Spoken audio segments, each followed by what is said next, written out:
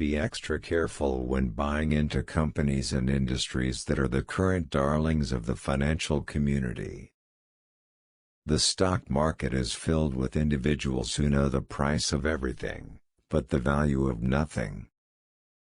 The successful investor is usually an individual who is inherently interested in business problems. I had made what I believe was one of the more valuable decisions of my business life. This was to confine all efforts solely to making major gains in the long run.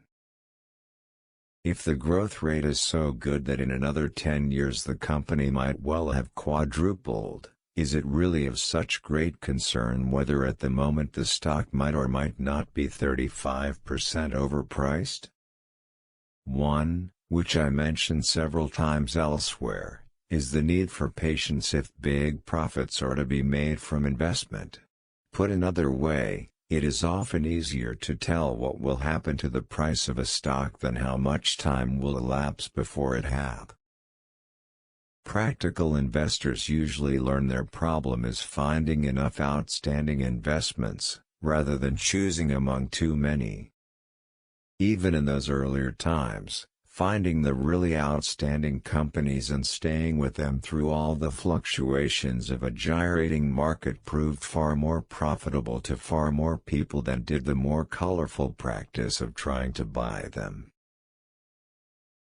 History has shown that in every age and in every field of human knowledge, many of the views which almost everyone accepted as true and never bothered to think about further, were in time proven completely wrong.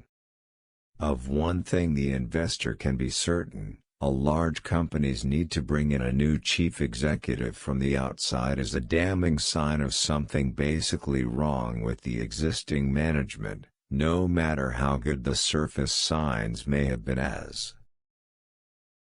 My mistake was to project my skill beyond the limits of experience. I began investing outside the industries which I believe I thoroughly understood, in completely different spheres of activity, situations where I did not have comparable background. I remember my sense of shock some half-dozen years ago when I read a recommendation to sell shares of a company. The recommendation was not based on any long-term fundamentals.